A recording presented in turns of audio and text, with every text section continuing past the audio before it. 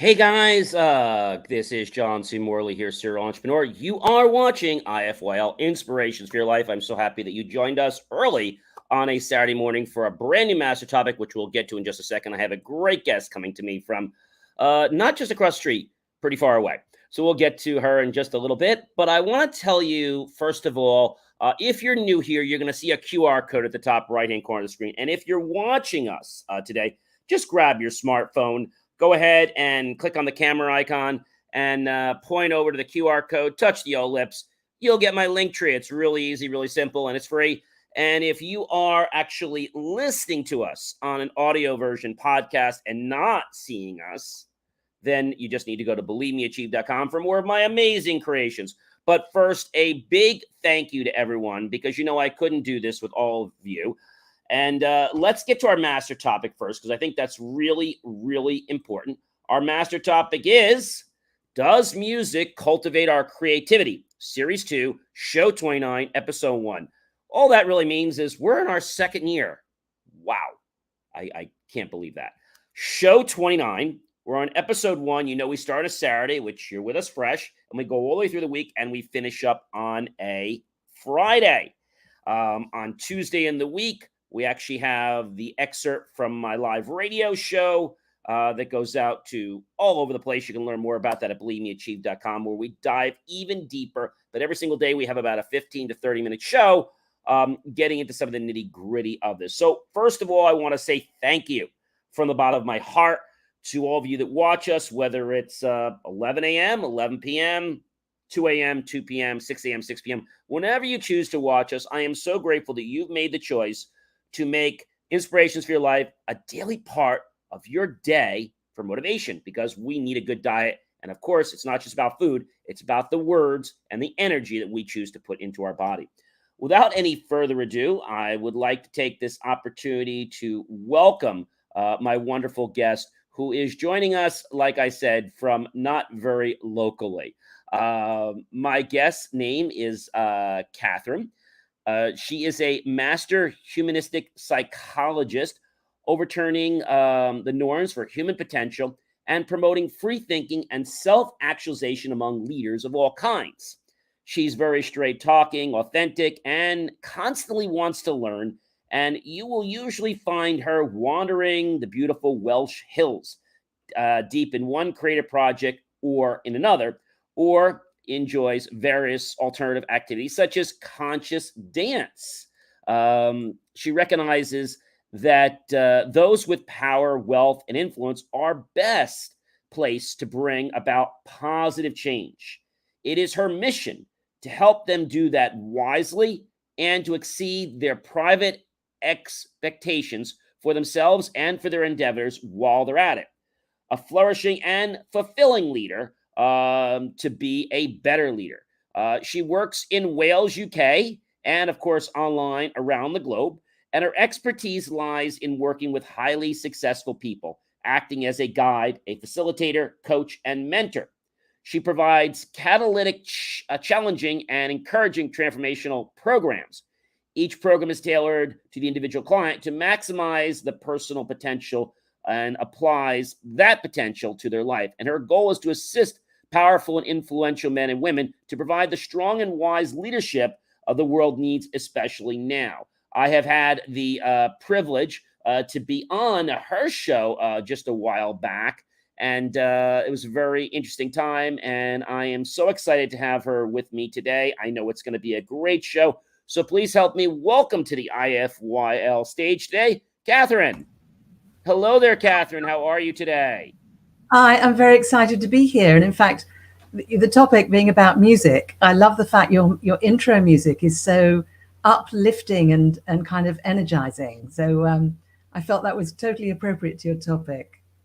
Thank you so much, Kathy. I have to tell you, I get the privilege to be on a lot of shows, and I get the privilege to have lots of good guests like yourself. And when I first connected with you, I think it was several months ago, and I was on your show. I loved your show and the topic of creativity. And I said, well, when we have you on our show, we're going to have to do something with creativity. I wasn't sure what. And then a few days ago, it popped into my head because I always get the ideas usually a day or two before the master topic ends, which is Friday night. I said, what are we going to do? Creativity. and I was writing an article, and I said, "Oh, I got it. Let's have this shows beyond how and why does music change our mood. In other words, how do we cultivate our creativity? And does it really do that?" So, the first thing I guess I'm going to ask you, Catherine, is how did you get started in the path that you're in to what you do every day? Well, it's a long story, but I think probably because my parents were quite um, alternative people, and they were all about thinking for yourself, questioning, questioning the generally agreed narrative, and taking responsibility for your own experience and your own life. And I that was really love what I, that. yeah.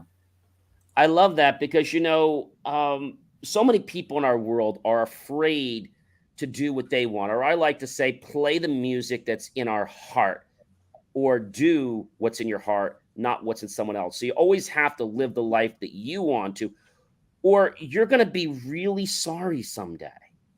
So, when I was thinking about this and loving music as well, I said, this is a amazing, amazing topic.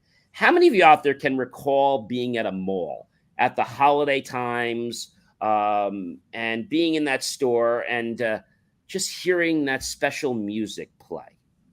Can anybody relate to that? Right? Can you relate to that, Catherine? Not in a mall, no, because over here in those kind of shopping areas, the music is appalling. So maybe you're Okay, all luckier right. over So, do there. they have any good places that play good music while you're shopping, or no? Mm, actually, yeah. In there used to be a few like high fashion stores. Okay, so here it's the mall. Over there, it's high fashion. So what they do over here in the United States is they play them in the mall, but they play them in the high fashion department stores as well. Yeah. And the music is usually very upbeat. But the question Mm. is, does the music have an effect on your body? Yeah, It does. absolutely. Of course it is. Yeah. And if I had to ask you, Catherine, what do you feel the effect what music does for your body and for other people's bodies?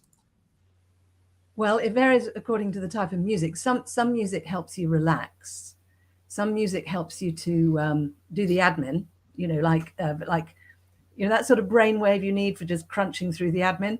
And some music helps you to be really imaginative and go outside the way you would normally think. So there's quite a wide variety of ways that music can affect us.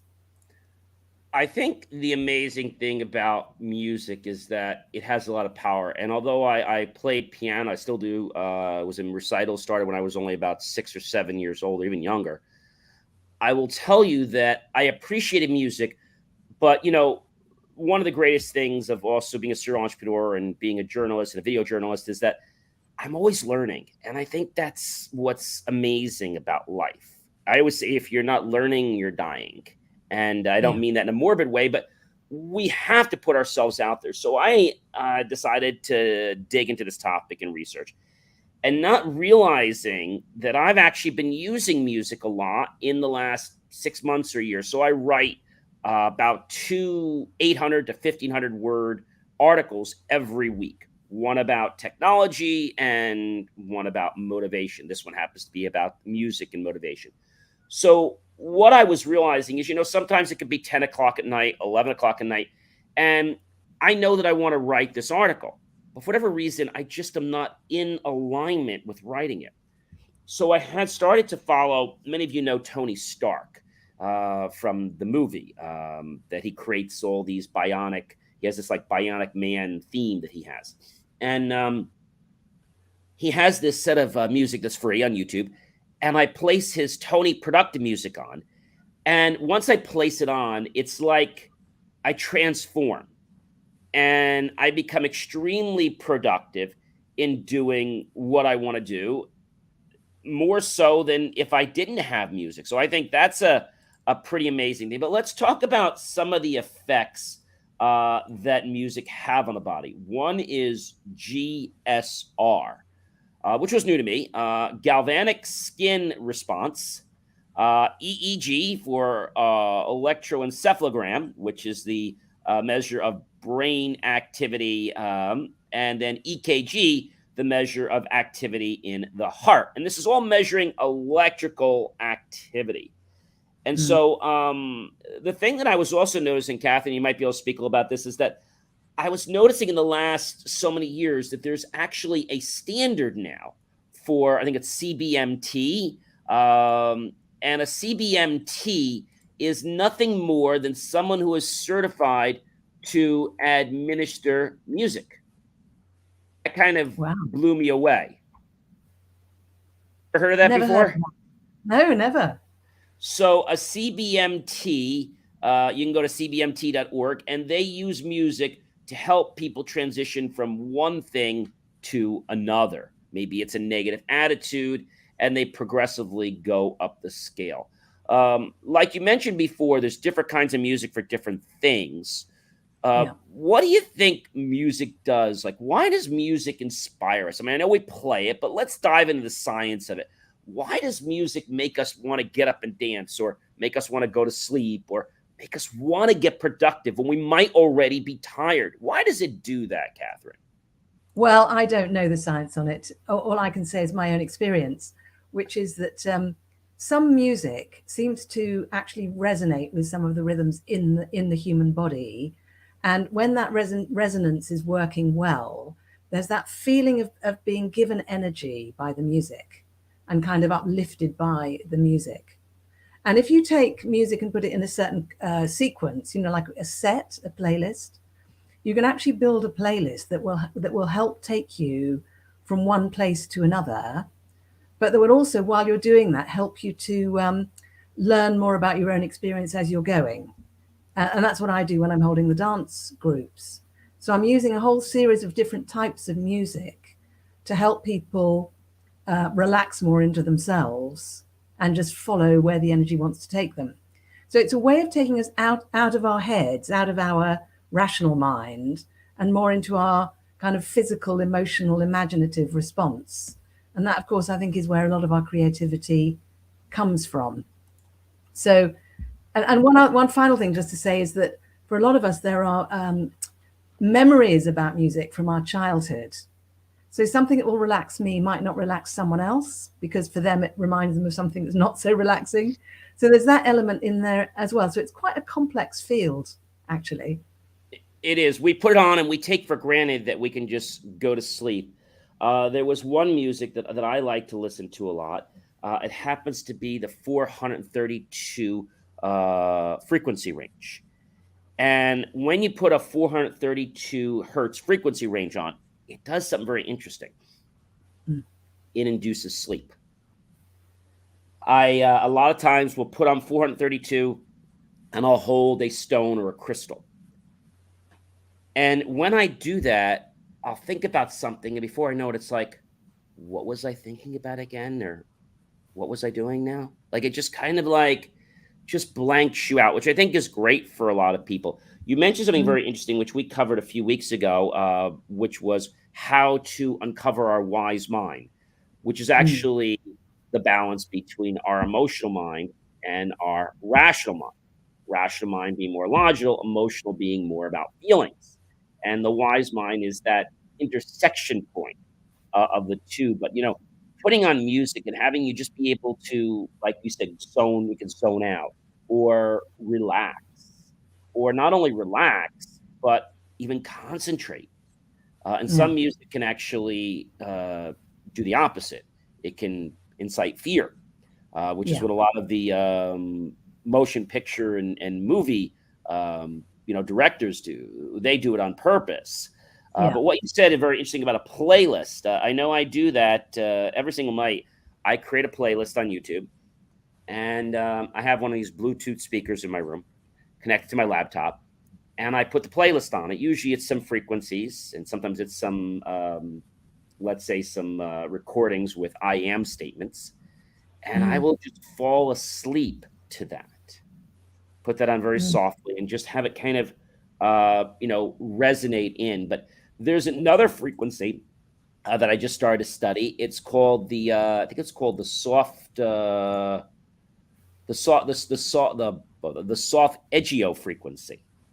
And the soft edgio frequency is a collection of tones, basically starting from 174 hertz, and which is relieving pain and stress.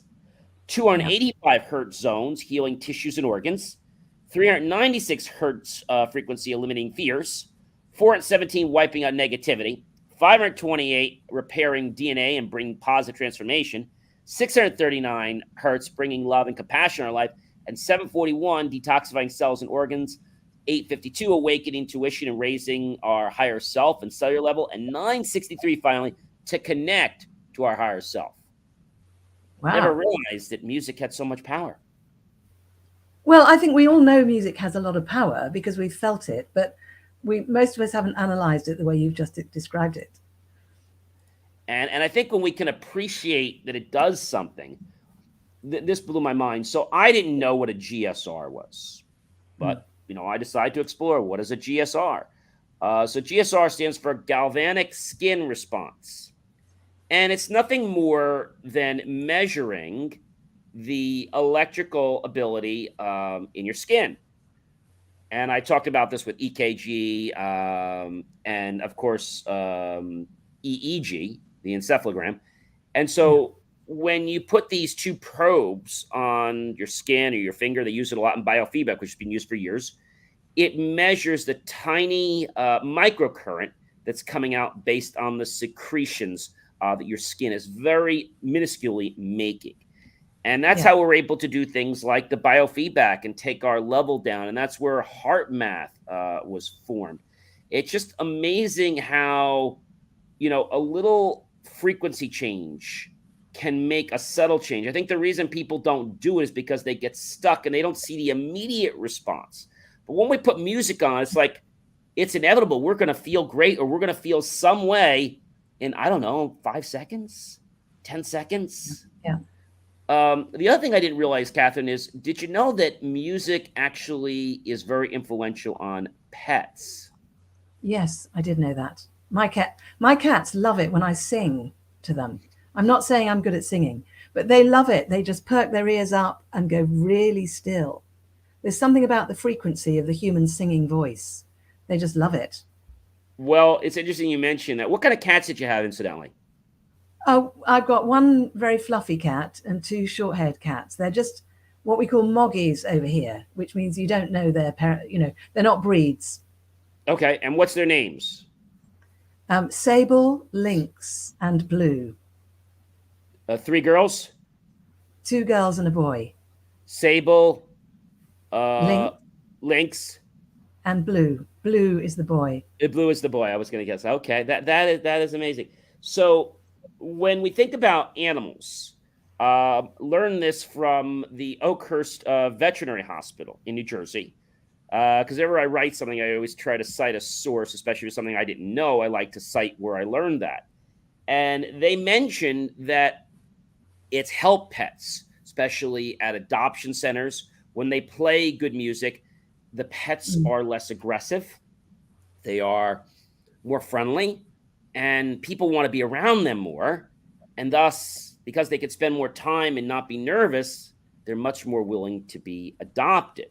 So they always recommend shelters, places to play this kind of music. This is why when you go to like a dentist's office or a office, they're supposed to play music that either A, puts you into a good feeling, or B, takes you to a tranquil state. Not to put you to sleep, but to basically just calm you. This is why a lot of companies, when you're on the phone with them, they play this panoramic of classical music, not to bore you, not to put you to sleep, but it has been shown that if you listen to it for just 3 minutes, it will majorly reduce your state. So if you were aggressive and wanting to yell or argue, you just won't have that desire to do that anymore. Kind of like when I'm writing, when I play Tony Stark's music, I know I want to write something, but when I play his music, it's like, all right, I can get this. I can accomplish this. Like, I'm working. Like, I'm going to keep. And I think that's an amazing thing when we can use, even when we work out, Catherine. I never realized that, we all do it, but I don't think we realize that music helps us get to the next level. So I did some digging because I wanted to find out, why is it that music makes us feel so good? I wanted to go under the hood. So I did. Music makes us feel good because it causes a reaction in our brain. The brain releases dopamine, which is a type of neurotransmitter. And when that releases from our brain and into our bloodstream, it gives us a natural high to the body. Yeah. When we don't like music, it can work reversely. So what I learned, which was interesting, I figured, well, if you have a lot of this dopamine, you're going to be great. No. If you have too much of it, it's a health problem. You don't have enough of it, it's also a health problem. So we take for granted the dopamine, but I think if we can utilize our bodies and know how to push our own buttons to give us, like you had said before, you do peak performance coaching, to get us to that level where we want to be all the time. Because let's face it, we can't always get to that level. Maybe there's outside surroundings, maybe there's challenges in our life, there could be surroundings in other people's lives that are causing you to have to worry or fear. And so when we can do that, it's like a way that we take a mental vacation. And it's an inexpensive vacation. Just pop on some music. And like you mentioned, you like to sing to your cats. Well, I did some research to find out that dogs like low frequency, relaxing music, lower spectrum, piano, etc. Cats really crave a low type of relaxing music, but a higher frequency. Therefore, they're not as relaxed by the piano. They want more of a harp or a singing voice. Yeah. Because that's just what resonates with their body. So I think if we can learn, I always say the body didn't come with the owner's manual. We're still writing it, right? and if the body came with the owner's manual, then I think people would agree. But, a lot of this stuff is not published. So it becomes, I guess, challenging for some people to do this. Now, I know you've worked with lots of different companies.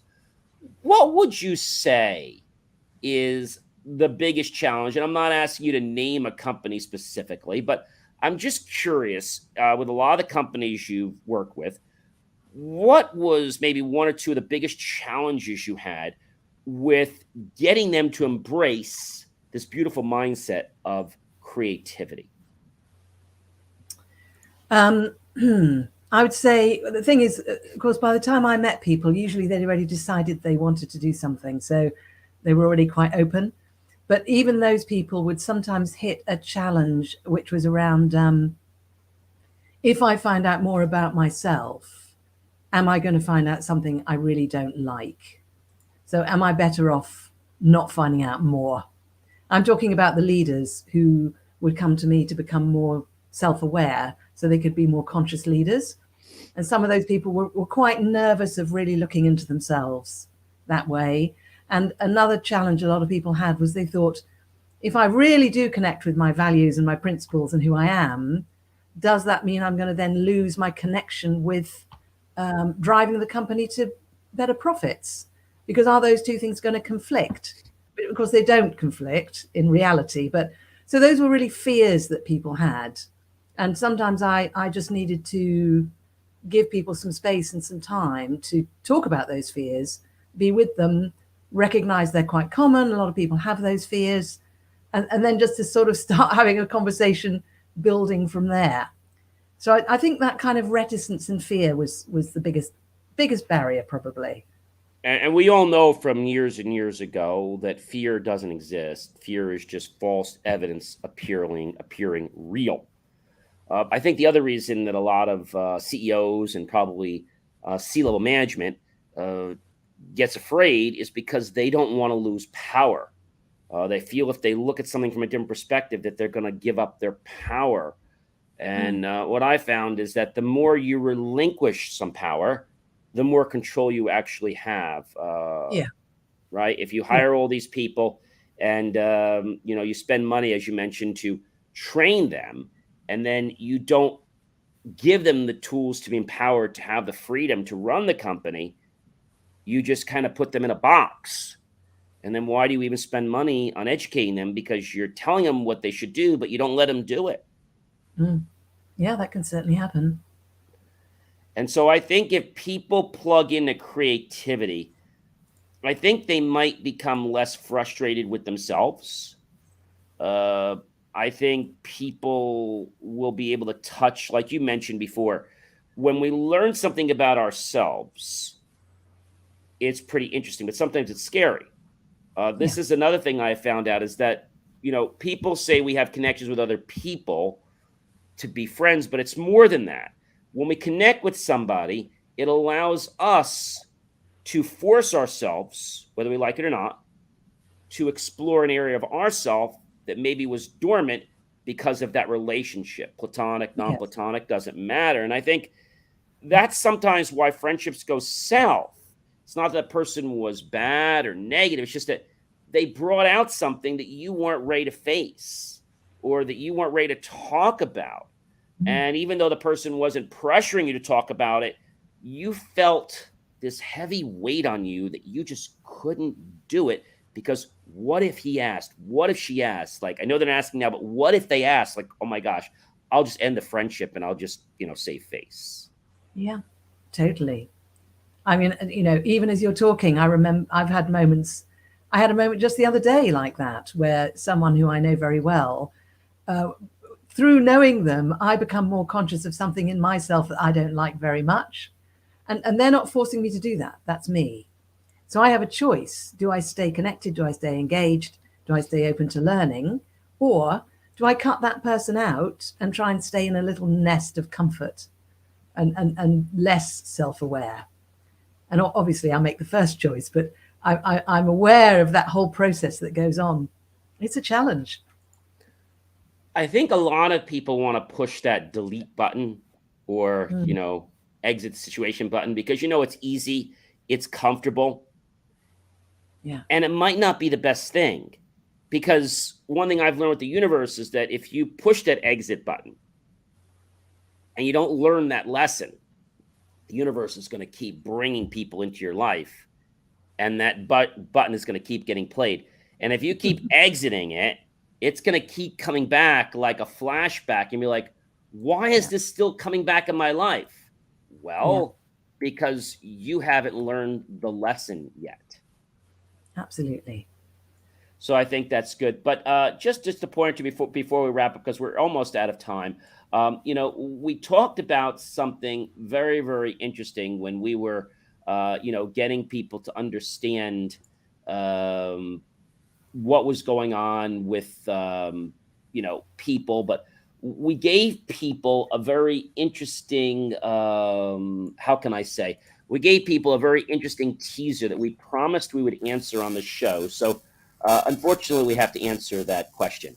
And that question was right in our post is about people not knowing that they only use 20% or less of their total potential. So why is that, and how do we change that, Catherine?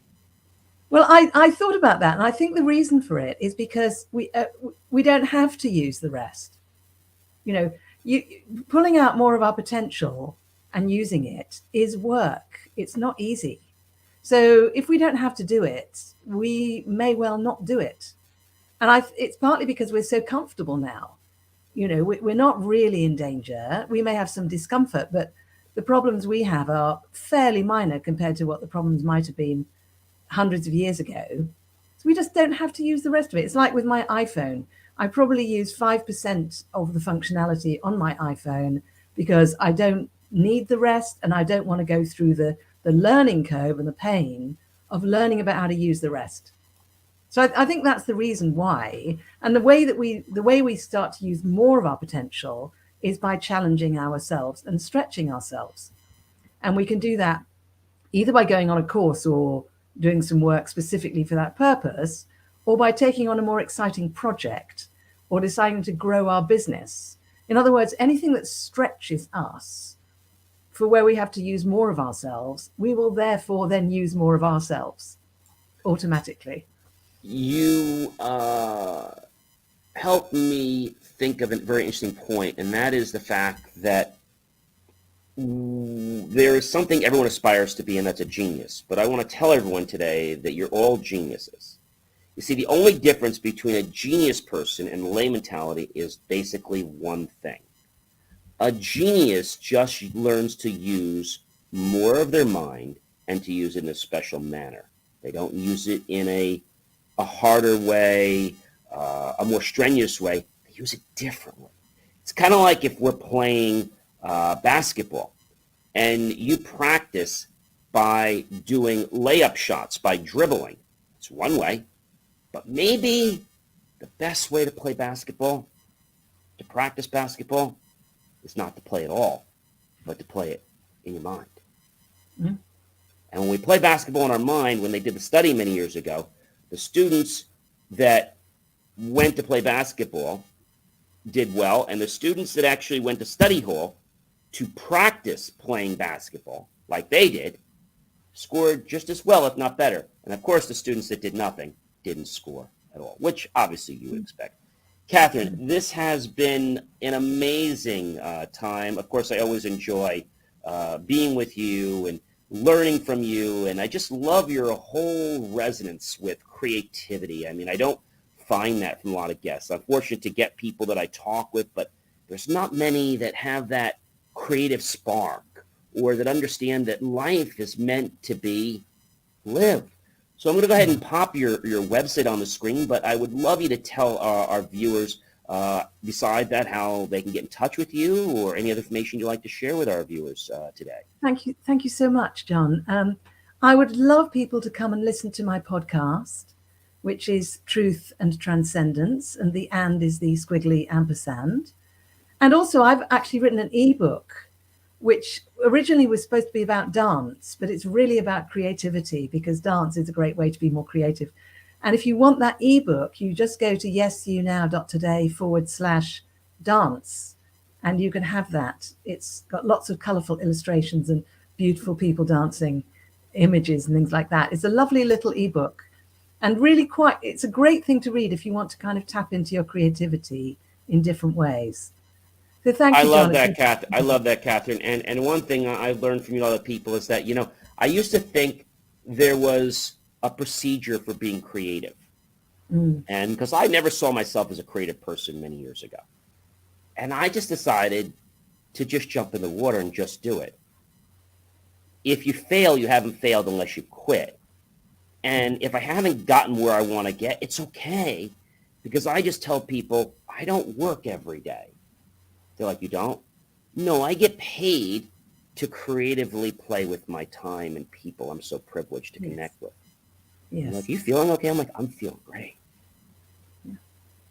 Well, Catherine, again, it was an amazing privilege and pleasure. Definitely check out yesyounow.today, and also the /dance and take a look at her book. It's a pretty amazing book, and see some of the things that Catherine has done, as well as check out her podcast.